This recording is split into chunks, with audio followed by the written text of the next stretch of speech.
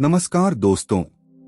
पिछले वीडियो में मैंने आपको बताया था कि मानव जीवन का एक खास उद्देश्य है, एक ऐसा काम जिसे पूरा करना हमारा कर्तव्य है। और वो कर्तव्य क्या है? बस इतना कि हम अपने अस्तित्व में वापस मिल जाएं। सोचिए, जैसे सागर की एक बूंद सागर से अलग हो जाती है तो वो सीमित हो जाती है। उसमें कोई शक्ति नहीं रहती, एक छोटी सी फूंक मारो और वो उड़ जाएगी।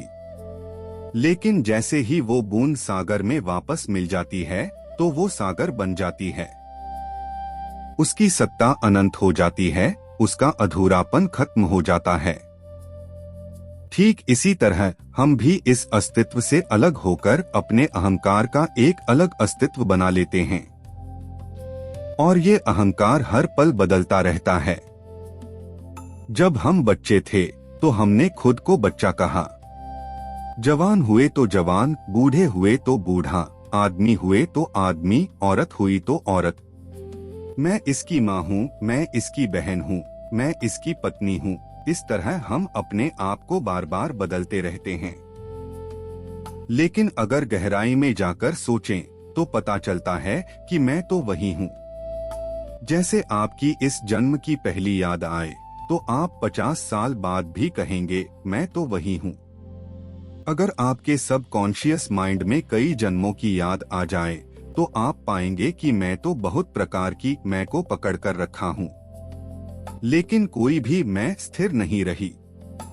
शरीर बदला, संसार बदला, परिस्थितियां बदली, संबंध बदले, लेकिन मैं तो वही हूँ। यही गलती होती है मनुष्य की, वो बहने वाले को पकड़ लेता है और स्थिर रहने वाले को ध्यान नहीं देता। आप महसूस करेंगे कि हमारे अंदर दो मैं हैं, एक तो हमेशा बदलती रहती है और एक हमेशा स्थिर रहती है।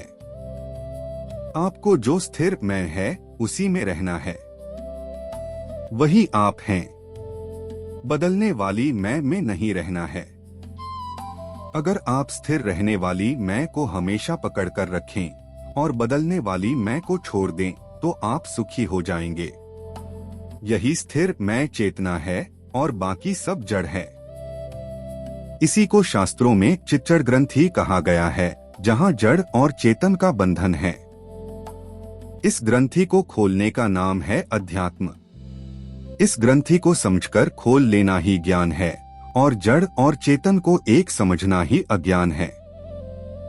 इसे एक मोबाइल फोन के उदाहरण से समझते हैं। मोबाइल की बॉडी, उसके सारे उपकरण, ये उसका शरीर है, जैसे हमारा शरीर। फिर मोबाइल में सॉफ्टवेयर होता है, ये उसका मन है। और नेटवर्क, ये चेतना है। जैसे एयरटेल का नेटवर्क पूरे भारत में फैला हुआ है, करोड़ों फोन इसके अंतर्गत काम करते हैं। फोन खराब हो जाते हैं लेकिन नेटवर्क पर कोई असर नहीं पड़ता।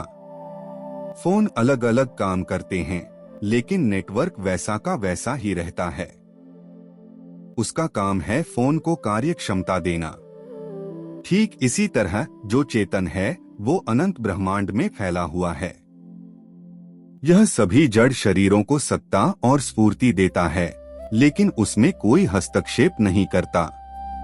एक और उदाहरण, बिजली तार में से गुजरती है।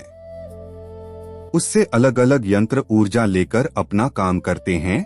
बल्ब प्रकाश देता है, पंखा घूमता है, फ्रिज ठंडा करता है, हीटर गर्म करता है। बिजली तो एक ही है, लेकिन यंत्र अलग अलग काम करते हैं। बिजली पर इसका कोई असर नहीं पड़ता। बिजली का काम है यंत्र को शक्ति देना। यंत्रों का अपना स्वभाव है, इसलिए वो अलग अलग काम करते हैं।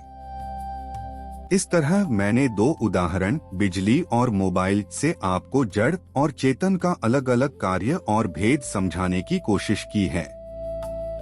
यह विषय बहुत गहरा है। शब्दों से तो बस चेतन की ओर इशारा ही हो सकता है। सीधे तौर पर चेतना के लिए कोई शब्द नहीं है। जितना गहराई से आप इस पर विचार करेंगे उतना ही आप चेतन की ओर जाएंगे। चेतना का न तो जन्म होता है, न मरण, न ही इस पर कोई कर्म बंधन लागू होता है।